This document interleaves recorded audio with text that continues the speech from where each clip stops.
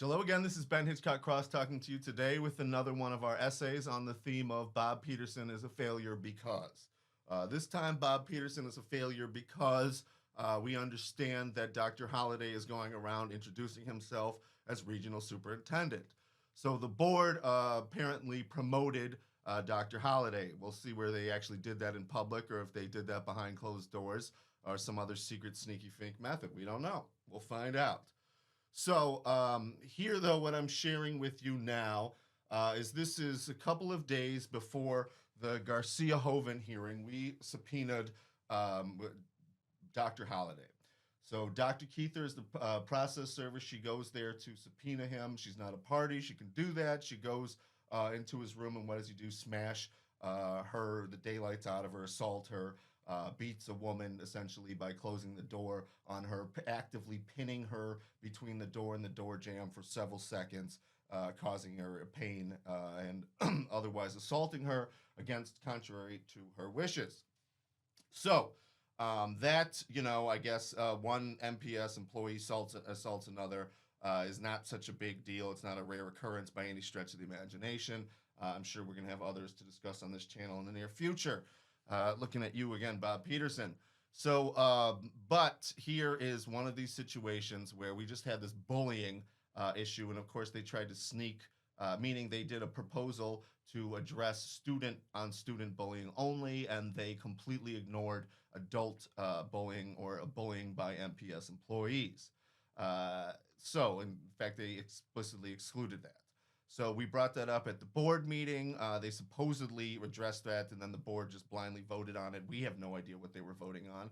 We didn't have those documents available to us, nor was it clear or ever explained to the board what those changes were. Again, the administration just said we fixed it, and then that was it. So I stood up there and I said, hey, you guys, I told you about a bullying thing. And their eyes got all buggy, and this is what I told them about. So here's my letter to them. The date of this is November 8th of 2022. That's about election day last year. So we see here Holiday, Bob Peterson. Look, there's Bob Peterson's email. This is Jackie Mann. We get into some more. This is their official emails here. Again, if anybody's got the emails, the direct emails of any of these members, we understand from Director Herndon here that they are not getting all of their mails, or at least that's what she claims. So let's get them right to her Gmails. If anybody can help with that, I appreciate it. So Dr. Holliday's assault on Dr. Keither. Dear school board members, well, it happened again. Your inaction led to violence. This morning, Superintendent Dr. Jeremiah Holliday, that's just Dr. Jeremiah Holliday, physically assaulted Dr. Debbie Keither moments after serving him a subpoena for Dr. Jose Garcia Hoven's hearing this week. And, not to brush that off there, but I think that is both a Freudian slip and just an example of how outraged we were at that time. Because, Holiday is Posley, Posley is Holiday. There's no daylight between them. They're both bad actors with the same agenda, meaning Posleyism. So, from what I understand, Dr. Holliday told Dr. Keither, not you, you are not coming in here. And then he slammed the door with the full force of his body weight, which, as we all know, is not insubstantial. And Debbie Keither, for reference, is diminutive, to say the least, causing injury to Dr. Keither's arm. So I want to be clear that in addition to this bullying complaint, which they were required to respond and to deal with as a bullying, because this is bullying from an MPS employee to another MPS employee that occurred on school grounds, they were also sent photographs of all the bruising and other injuries that Dr. Keither sustained. They did nothing. They did nothing. They did nothing. This brazen assault occurred in front of several witnesses. And this is one of those things here, because I understand Dr. Holliday has been cited by the Milwaukee Police Department, but then all of a sudden, all of the security guards and all of the employees clammed up. They sure did. They sure had one set of events when they were asked by Dr. Keither, and they had another version of events when they were asked by Dr. Holliday. So, they're trying to concoct some story, I think, that sort of somehow Debbie Keither was trespassing, and therefore it was perfectly legitimate for Dr. Holliday to assault her. But I doubt that a judge would find that to be convincing. But we'll see what happens. All right. I understand that Dr. Keither is being treated for injuries as I write this. So that explains how contemporary this was. Dr. Holliday violently assaulted Dr. Keither in front of other district employees.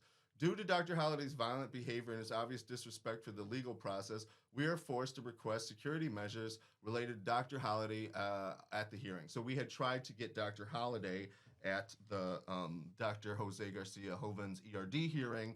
Now the judge, I would say, went out of her way to make sure that didn't happen, and ultimately said she had no power to compel Dr. Holliday or any witness to appear before her. Dr. Holliday refused to show up, so did Dr. Posley.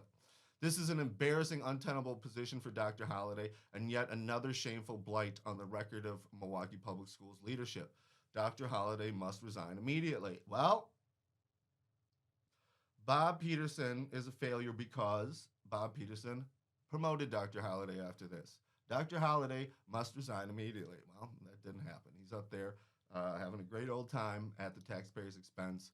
And as far as I can tell, based on the public records that I've seen, that it seems to me that not only is Milwaukee Public Schools well aware of the problem, they're also well aware of his failure to perform. So I also question, if he's going around saying he's a regional superintendent, how they're able to bypass the process that led to so many anonymous letters against him that were all of which, when they found out the identity of any of these people, they retaliated. Posley retaliated against them. I'm talking about Bowling. I'm talking about Deb Keither, among others. And they all said that Dr. Holliday was not only incompetent, but he spent most of his time figuring out ways to attack people. So the board knows that, but hey, all right. And this is their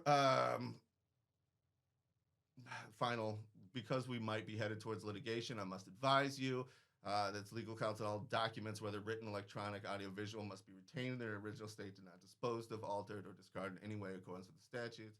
Please contact me to discuss resolution of the situation. Otherwise, we're prepared to move forward formal litigation.